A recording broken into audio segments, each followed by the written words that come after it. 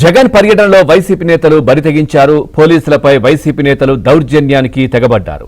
మహిళా ఎస్ఐపై వైసీపీ నేతలు దాడికి యత్నించారు. బారికేడ్లు నెట్టుకుంటూ పోలీసులపైకి వైసీపీ నేతలు పూర్తిగా దూసుకెళ్లినటువంటి పరిస్థితి.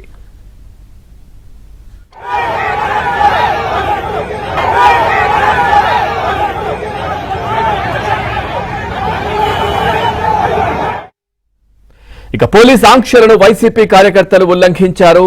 పోలీసులను నెట్టుకుంటూ ధర్మాన ప్రసాదరావు కుమారుడు రామ్ మనోహర్ తో పాటు కార్యకర్తలు దూసుకెళ్లారు.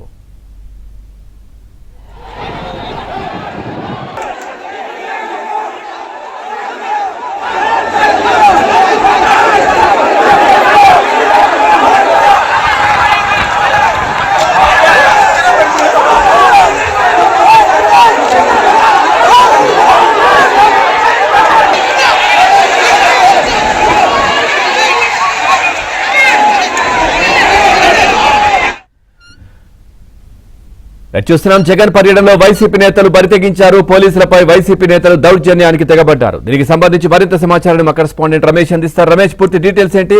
ఎస్ఐ పరిస్థితి ఎట్లా ఉంది ఇప్పుడు?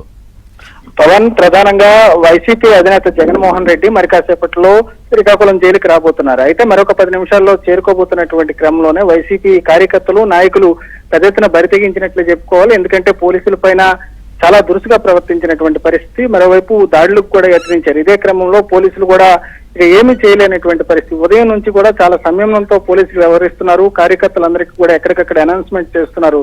ఎక్కడా గుమ్ముకూడొద్దు, సామరస్యంగా పర్యటన పూర్తి చేయాలి, విజయవంతం చేసుకోండి అని చెప్పి రిక్వెస్ట్ చేస్తున్నటువంటి పరిస్థితి. అయినప్పుడు కూడా కొద్దిసేపటి క్రితమే జైలుకు అత్యంత సమీపంలో దాదాపుగా 1.5 కిలోమీటర్ల ముందు పోలీసులు స్వల్పంగా బారికేడ్లను ఏర్పాటు చేశారు. ఇక్కడికి చేరుకున్నటువంటి మాజీ మంత్రి ధర్మాన ప్రసాదరావు కుమారుడు రామ్ మనోహర్ నాయుడు ఒక్కసారిగా మొత్తం కార్యకర్తలను వేసుకుని వచ్చి చట్టాలు మమ్మల్ని ఆపలేవు, మీ ఆంక్షలు మమ్మల్ని ఏమి చేయలేవు, అడ్డుకోలేవు అనేటటువంటి నినాదాలు చేస్తూ ఒక్కసారిగా పోలీసుల మీదకు దూసుకొచ్చారు. బారికేడ్లను తోసుకుంటూ జైలు నెట్టుకుని వెళ్లేటటువంటి ప్రయత్నం చేశారు. ఈ క్రమంలో పోలీసులు వారిని అడ్డుకునేటటువంటి ప్రయత్నంలో పోలీసుల పైన కూడా దాడికి యత్నించారు.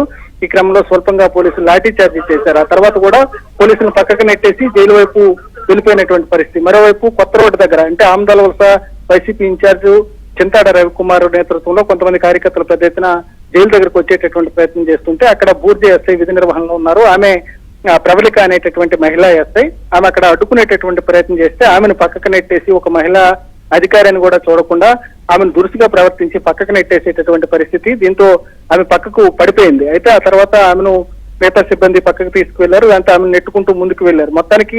మొత్తం కూడా ఒక ఉద్రిక్తమైనటువంటి వాతావరణాన్ని క్రియేట్ చేశారు.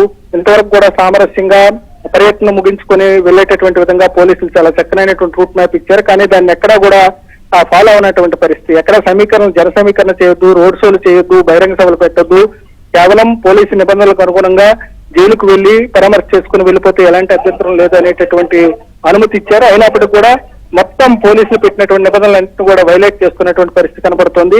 ధర్మాన ప్రసాదరావు ఇంట్లో ఉదయం 10 గంటల ప్రాంతానికి దాదాపుగా 2000 మంది కార్యకర్తలను లోన ఉంచినటువంటి పరిస్థితి.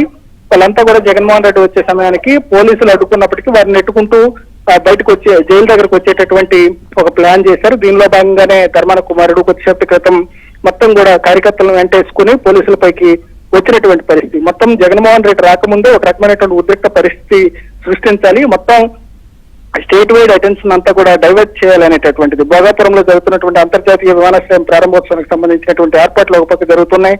పోలీస్ ఫోర్స్ అంతా అక్కడ ఉంది. ఇలాంటి సమయంలో శ్రీకాకుళంలో ఒక హడావుడి సృష్టించాలనేటటువంటి ఒక ఉద్దేశంతో వైసీపీ కార్యకర్తలు ప్రయత్నిస్తున్నటువంటి పరిస్థితి కనబడుతోంది. మొత్తం దారి పొడుగునా కూడా జగన్మోహన్ రెడ్డి పోలీసు నిబంధనలకు విరుద్ధంగానే ర్యాలీగా వస్తున్నారు, రోడ్ షో చేసుకుంటూ వస్తున్నారు.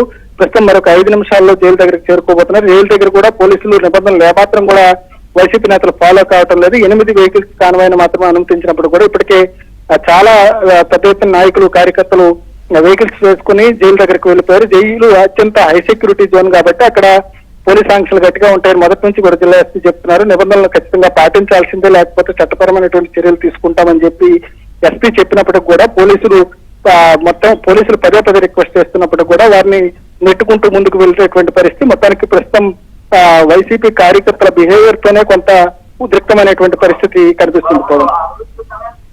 Right, thank you Ramesh, thanks for the updates.